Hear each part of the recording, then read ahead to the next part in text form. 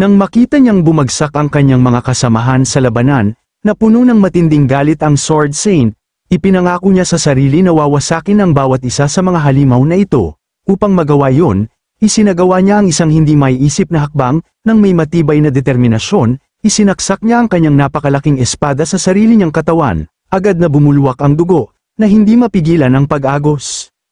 Napamulagat ang mga sundalo sa kanilang nasaksihan, hindi makapaniwala sa nakakatakot na tanawin, maging ang naglalakihang halimaw ay tuluyang nabigla, hindi maunawaan kung bakit sinasaktan ng babaeng ito ang kanyang sarili, ngunit may isang bagay na mas hindi inaasahan ang naganap, pagkatapos saksakin ang sarili, hindi namatay ang Sword Saint. Sa halip, isang maningning na gintong liwanag ang sumabog mula sa kanyang katawan, bumuo ng isang makinang nabilog na bumalat sa kanya at dahan-daang nag-angat sa ere. Ang nakasisilaw na liwanag ay nagbigay liwanag sa buong lungsod, nang masaksihan ito, na puno ng pagkalito si Faramon, sa gitna ng kanyang pagdududa, sumigaw siya, "Sword Saint, ano ang ginagawa mo sa sandaling ito?" Ngunit hindi sumagot ang Sword Saint, ang kanyang mga mata ay tuluyang napalitan ng purong gintong liwanag, tila wala na siyang naririnig. Sa halip, lumamig ng matindi ang kanyang tinig habang inutusan niya ang lahat ng sundalo na lisanin agad ang lugar. Kung mananatili sila, kamatayan lamang ang naghihintay sa kanila. Nang marinig ang nakakakilabot na babala, binalot ng matinding takot ang mga sundalo, sa kabila ng kanilang pagod, pinilit nilang tumakbo ng mabilis, halos magwala sa sindak, ang kanilang mga takot na sigaw ay pumailan lang sa buong larangan ng labanan. "Tumakbo kayo para sa inyong buhay," ang Sword Saint ay mukhang nakakatakot. "Hindi ko pa siya nakita ng ganito noon, mas nakakatakot pa siya kaysa sa mga dambuhalang halimaw." Sa gitna ng kaguluhan at malalakas na sigaw ng mga tumatakas na sundalo, agad na napansin ni Lamden ang kakaibang pagbabago, lumingon siya patungo sa kaguluhan, puno ng mga tanong ang kanyang isipan, ano ang nangyayari? At pagkatapos, nanlaki ang mga mata ni Lamden, bakas ang halong pag-aalala at takot, sa puntong ito, tuluyan nang nagbago ang Sword Saint, mistula na siyang isang celestial na nilalang, sa kanyang likuran, lumitaw ang dalisay na puting pakpak. Ang kanyang baluti ay ganap na naglaho, at mula sa kanyang sugat, walang humpay na bumubulwak ang maningning na gintong liwanag. Ipinagpalit niya ang sarili niyang dugo upang makuha ang hindi matatawarang kapangyarihang ito. Mabilis na kumalat ang makinang na gintong liwanag sa buong larangan ng labanan, sa bawat lugar na abutin nito, lumilitaw ang kumikinang na mga bilog na mahika sa ilalim ng mga paa ng mga halimaw, sa isang iglap, na paralisa ang mga nilalang, hindi makagalaw. Maging si Lamden ay hindi nakaligtas, ang kanyang katawan ay napalibutan ng bilog ng liwanag, pinigil siya sa paggalaw. Sa loob ng mga bilog na ito, unti-unting lumakas ang isang matinding puwersa ng grabidad, pinilit ang dambuhalang mga halimaw na lumuhad sa lupa, walang magawa sa harap ng hindi maipaliwanag na kapangyarihan ng Sword Saint. Pilit na nagpumiglas ang mga halimaw, desperadong sinusubukang makawala, ngunit ito ay ganap na walang saysay. Sa sandaling yun, itinaas ng Sword Saint ang kanyang espada ng mataas, inihahanda ang kanyang pinakamakapangyarihang teknik, Super Sword.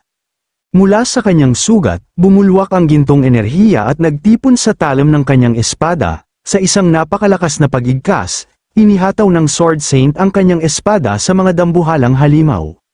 Ang puwersa ng kanyang atake ay nagpatigil sa mismong mundo. Sa isang iglap, yumanig ang lupa, bumaligtad ang mga bato, ang hangin ay nag-alimpuyo, at ang lupa mismo ay bamuka, hinati sa dalawa ng kanyang napakalakas na hampas, ang mga debris ay lumipad sa ere, bago ito tuluyang naging alabok. Ang buong City of Light ay yumanig sa matinding epekto, nang humupa ang alikabok, isang napakalaking bangin ang lumitaw sa gitna ng lungsod, napakalalim na kahit sinuman ay hindi makita ang ilalim nito. Ganap na nawasak ang mga halimaw, ang kanilang mga katawan ay naputol-putol, nakakalat na walang buhay sa magkabilang gilid ng bangin, isang nakakapanindig balahibong katahimikan ang bumalot sa buong larangan ng labanan. Sa sandaling ito, unti-unting bumalik sa kanyang normal na anyo ang Sword Saint, bagaman balot pa rin siya ng gintong aura, ang malamig niyang mga mata ay tumingin sa paligid, inisa-isa ang buong larangan ng digmaan, sinisiguradong walang halimaw na milagrosong nakaligtas sa kanyang pag-atake. Pagkatapos isakripisyo ang sarili, ang kanyang combat strength ay lumampas sa 5,000 points. Samantala, sa isang liblib na sulok ng wasak na lungsod, si Lamden ay muntik ng matamaan ng kanyang atake, ngunit dahil tanging ang mga dambuhalang halimaw lamang ang kanyang pinuntirya, nagawa ni Lamdin na makaligtas. Hindi niya mapigil ang humanga at mabigla, akala ko isa lamang siyang swordswoman, pero isang magus din pala siya. Higit sa lahat, napagtanto niyang kaya niyang isakripisyo ang sariling buhay para lamang mapataas ang kanyang kapangyarihan. Maya-maya, dumating si Faramon kasama ang kanyang mga sundalo sa battlefield. Nang masaksihan nila ang iniwang bakas ng labanan, napasinghap si Faramon sa matinding pagkamangha. Tulad ng inaasahan mula sa isang sword saint na hindi pa kailanman natalo. Ang walang talong espada ng kaharian ay tunay ngang hindi matinag. Sa labis na tuwa at ginhawa, nagdiwang ang mga sundalo, nagpapasalamat na sila'y nakaligtas sa matinding labanan. Ngunit bago pa tuluyang magpatuloy ang kanilang kasayahan, isang hindi inaasahang pangyayari ang naganap. Dahil sa matinding sakripisyong kanyang ginawa, ang mga sugat ng Sword Saint ay nagsimulang magdulot ng matinding kirot. Hindi na niya kinaya pang tumayo, hawak ang kanyang mga sugatan, bumagsak siya sa lupa, namumutla at naghahabol ng hininga. Isang pagtilamsik ng sariwang dugo ang lumabas mula sa gilid ng kanyang labi. Ang kanyang lakas ay biglang bumagsak mula 5,000, bumaba ito sa 2,500 points. Hindi ito nakaligtas sa matalas na paningin ni Lamdin, napangisi siya ng tuso, alam niyang ito ang kanyang pagkakataon. Ngunit sa kabila ng matinding pinsala, nanatiling kalmado ang Sword Saint, sa malamig at matatag niyang tinig, inutusan niya ang mga sundalo na muling magtipon. Hindi pa tapos ang laban, ang tunay na utak sa likod ng lahat ng ito ay hindi pa natin nalilipol. Pagkasabi nito, agad niyang dinukot ang isang maliit na bote ng gamot mula sa kanyang kasuutan, alam niyang kailangan niyang makabawi sa lalong madaling panahon. Ngunit hindi yun hahayaang mangyari ni Lamdin. Sa mismong sandaling inilapit ng Sword Saint ang bote sa kanyang mga labi, mula sa kanyang nakatagong kinaroroonan, pinakawalan ni Lamdin ang isang nakamamatay na atake, isang napakalakas na gintong buhawi ang bamalat sa ere, mabilis na tumama patungo sa babaeng mandirigma. Sa kanyang kalagayang sugatan at mahina, hindi nagawang umiwas ng Sword Saint. Ang matinding hampas ng hangin ay tumama sa kanyang katawan, itinilapon siya ng malayo, diretso sa mga sundalong nagdiriwang. Mula sa tuwa at tagumpay, napalitan ng takot at pangamba ang kanilang mga mukha. Nakita nilang ang simbolo mismo ng kanilang tagumpay ay nasaktan sa harap ng kanilang mga mata. Nang lingunin nila ang direksyon ng atake, bumulaga sa kanila ang isang maliit na figura na nakatayo sa tuktok ng isang wasak na gusali, isang goblin. Galit na sumigaw si Faramon, "Duwag, paano mo nagawang umatake ng pataksil?" Mabilis niyang hinugot ang kanyang espada at pumosisyon sa harapan ng bumagsak na Sword Saint, nagliliyab ang kanyang mga mata sa determinasyon. "Lady Sword Saint, alagaan mo muna ang iyong sarili, kami na ang bahala sa goblin na ito." Nakita ni Lamdin ang tapang ni Faramon at ngumiti ng may kumpiyansa, dahan-dahan siyang nagsalita. "Ano nga ulit ang tawag mo sa akin?" Sa higpit ng hawak sa kanyang espada, mabilis na sumugod si Faramon patungo kay Lamdin, iniisip niyang isa lamang itong mababang uri ng halimaw at hindi magiging banta sa kanila. "Walang kwentang goblin," sigaw niya sa galit. Ngunit bago pa niya matapos ang kanyang panlalait, isang matalim na pana ang tumagos sa kanyang katawan. Sa isang iglap, itinilapon siya paatras, sumisigaw sa sakit. Tahimik na naglakad si Lamdin, malamig ang ekspresyon, tumitig siya sa sugatang si Faramon at dahan-daang nagsalita. "Hindi yon ang tamang sagot, ang linya bago yon. Alam mong isa akong goblin, at sinusubukan mo pa ring makipagkasundo sa akin?" Sa puntong ito, ang mga sundalo sa paligid ay nagtipon, galit at puno ng determinasyon, handa silang ipaglaban ang Sword Saint at ipaghiganti ang pagkadurog ni Count Faramon. Sa isang sigaw ng tapang, sabay-sabay silang sumugod kay Lamdin. Ngunit nang makita ito ng goblin, ang kanyang mga mata ay nagliwanag ng pulang liwanag. Agad niyang inilabas ang kanyang espada, at sa isang kisap mata, nagsimula siyang gumalaw, napakabilis, tila isang sayaw ng kamatayan. Gamit ang mga pambihirang galaw at eleganteng espada, umiwas siya sa kanilang mga atake at pumatay ng may nakakakilabot na kasanayan. Isa-isa, bumagsak ang mga sundalo sa kanyang harapan, walang pagkakataong lumaban. Mula sa likuran, ang iba pang mga sundalo ay natigilan, natakot sa nakakatakot na tanawin, ang kanilang tapang ay unti-unting nawawala. Ngunit isang sundalo ang sumigaw, pilit pinapalakas ang loob ng kanyang mga kasamahan. Huwag kayong matakot, kahit hindi natin siya kayang talunin, kailangan nating bumili ng oras para makabawi ang Sword Saint. Ibigay ninyo ang inyong mga puso, kung kinakailangan. Ngunit bago pa niya matapos ang kanyang sigaw, isang matinding sakit ang palm unit sa kanyang dibdib. Nanlaki ang kanyang mga mata, unti-unting bumabagsak ang kanyang katawan. Si Lamlin ay nakatayo sa harap niya, at ang kanyang dagwang kamay ay nakapasok mismo sa rib cage ng sundalo. Sa kanyang palad, hawak niya ang pumipintig pang puso ng kawawang mandirigma. Malamig ang titig ni Lamlin, walang kahit anong damdamin. Dahan-daang lumapit ang kanyang mukha sa sundalo at bamulong ng marahan. Magaling, malaya ka na, itong puso, kukunin ko na. Ang katawan ng sundalo ay dahan-daang bumagsak, ang kanyang mata ay nanlilisik sa takot at kawalan ng pag-asa. Habang patuloy na bumabalot ang takot sa battlefield, ang boses ni Lamlin ay marahang umalingaw-ngaw. Nang makita ni Sword Saint na pinapatay ni Lamlin ang mga sundalo, nagngit-ngit siya sa galit. Agad siyang nagpakawala ng 3 atake patungo kay Lamlin habang mabilis na sumugod sa kanya. Nang masaksihan ito, mabilis na ginamit ni Lamlin ang katawan ng isang kawawang sundalo bilang panangga upang salagin ang mga atake ng Sword Saint. Dahil sa kalupitang ito, bahagyang bumagal ang kilos ng Sword Saint, na siyang naging dahilan para madali siyang maiwasan ni Lamlin habang papalapit.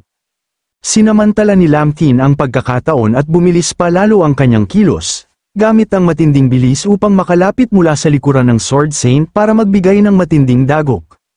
Ngunit bilang isang bihasang mandirigma, hindi ganoon kadaling malagay sa alanganin ng Sword Saint, agad siyang lumingon at mabilis na tumadyak kay Lamlin. Itinaas ni Lamlin ang parehong braso upang salagin ang sipa gamit ang kanyang katawan. Dahil sa humi ng lakas ng Sword Saint, napaatras lamang ng ilang hakbang si Lamlin, at bahagyang lumawak ang agwat sa pagitan nila.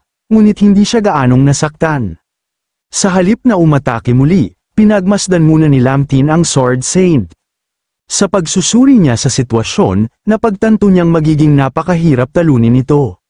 Kahit bumaba na sa 2,500 ang lakas ng Sword Saint, nanatili pa rin siyang isang mabagsik na mandirigma. Dahil hindi siya makalapit, nagpasya si Lamlin na gumamit ng malayuang atake. Pinagsama niya ang kanyang lakas at pinakawalan ng isang mapaminsalang sigaw na atake, kumalat ang alon ng tunog mula sa kanyang kinatatayuan, at napalipad ang ilang sundalo habang sumisigaw sa sakit, pati ang Sword Saint ay sandaling natigilan sa alon ng tunog. Gayunpaman, tila nabigo ang atake, mabilis na nabawi ng Sword Saint ang kontrol sa kanyang katawan at agad na bumawi ng kontra-atake, gamit ang isang makapangyarihang kasanayan, sunod-sunod niyang pinalusot ang kanyang espada, at nagpakawala ng gintong mga alon ng liwanag patungo kay Lamlin. Sa harap ng ataking ito, nanatiling kalmado si Lamlin, dahil sa paghina ng lakas ng Sword Saint, madali niyang nailagan ang mga gintong alon sa pamamagitan ng ilang maliksi at mabilis na galaw. Napagtanto ni Lamlin na hindi epektibo ang paggamit ng mga kasanayang panghalimaw laban sa kanya. Kung tatagal pa ang labanan, parehong mauubos ang lakas nila at posibleng siya ang matalo. Sa huli, taglay pa rin ng Sword Saint ang kapangyarihan ng isang banal, na lubhang mabisa laban sa mga halimaw. Dahil sa sunod-sunod na bigong atake ni Lamlin, unti-unting tumindi ang kumpiyansa ng Sword Saint, muli siyang sumugod at sumigaw, na isang hayop si Lamlin kaya tatapusin na niya ito. Kalmadong ngumiti si Lamlin, na talaga bang iniisip niya hindi siya kailanman matatalo. Sa sandaling yun, biglang lumitaw sa harapan ni Lamlin ang Sword Saint, tumalon siya sa ere. Nakatutok ang matalim niyang espada pababa kay Lamlin habang sumisigaw, na pinapatahimik niya si Lamlin. Matiwasay na tumugon si Lamlin, at hinamon niya ito na subukan niya.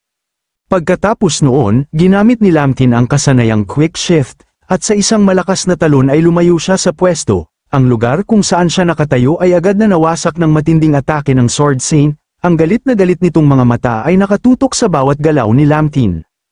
Pagkalapag ni Lamlin, agad siyang sinugod ng mga sundalong nakapaligid, determinado silang tapusin siya ng sama-sama.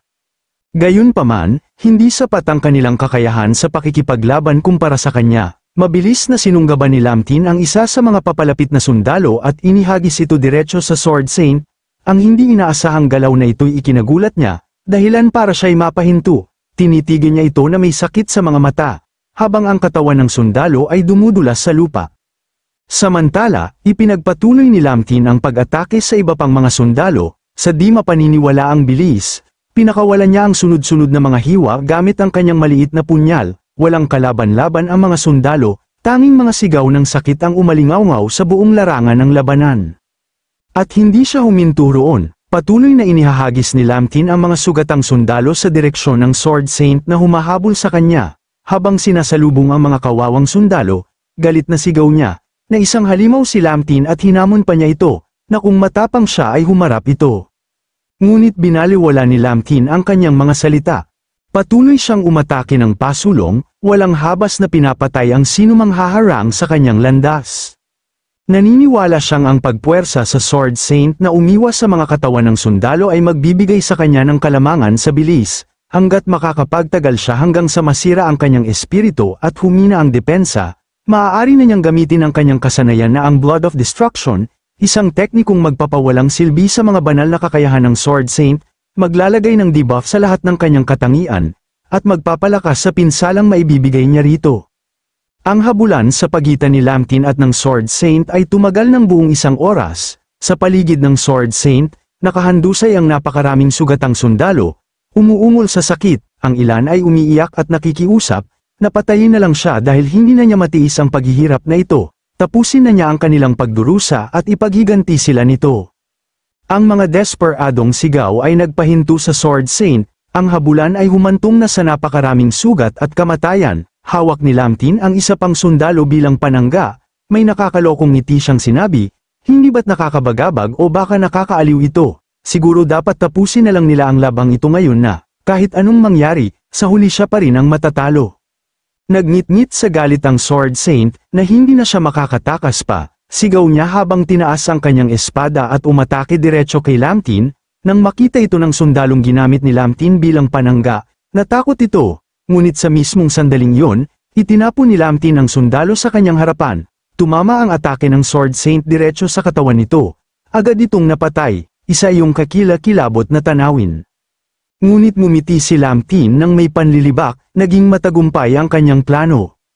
Habang nagpatuloy ang ganitong pangyayari, sigurado siyang malapit ng tuluyang mabaliw ang Sword Saint, agad niyang ipinagpatuloy ang kanyang galaw, sunod-sunod na inihahagis ang mga sundalo sa kanya, pinipilit siyang patayin ang sarili niyang mga kasama gamit ang kanyang sariling mga kamay. Sa puntong yun, parang nabaliw na ang Sword Saint, habang patuloy ang habol, galit na galit ang kanyang sigaw, at paulit-ulit niyang sinabi na papatayin niya si Lamtin. Nang maramdaman ni Lamtin na dumating na ang tamang sandali ay huminto siya, hinarap niya ang Sword Saint at sinabing, magaling ito, hindi niya inakala na mas mahusay pa palang pumatay ng tao ang Sword Saint, kaysa sa pumatay ng mga halimaw. Napahinto ang Sword Saint, at nanlaki ang kanyang mga mata sa gulat, ang kanyang mukha ay nababalutan ng dugo ng mga sundalong sarili niyang pinatay, sa paligid niya, puro bangkay. Unti-unting nawala ng saysay ang kanyang mga mata, punong-puno ng kawalan ng pag-asa. Sa ilang sandaling nawalan siya ng kontrol, pinatay niya mismo ang napakarami sa kanyang pinuprotektahan, ang sakit at pagdurusa ay tuluyang gumupo sa kanyang kalooban, nabitiwan niya ang kanyang espada, at natulala sa sarili niyang mga kamay na basang-basa ng dugo, paulit-ulit niyang binubulong, pinatay niya ang mga ito, pinatay niya ang mga tao na dapat niyang protektahan. Nang masiguro ni Lamtin na tuluyan ng gumuho ang kanyang diwa, sinunggaban niya ang pagkakataon para ibigay ang huling atake, pinahiran niya ng sarili niyang dugo ang isang maliit na talam, saka inihagis ito diretso sa Sword Saint, wala na itong kakayahang lumaban, kaya't malalim ang pagkakabaon ng punyal sa kanyang katawan, at alam na this, mga kamanyakol kung saan haantong ang labanan nila ni Lamtin at Sword Saint.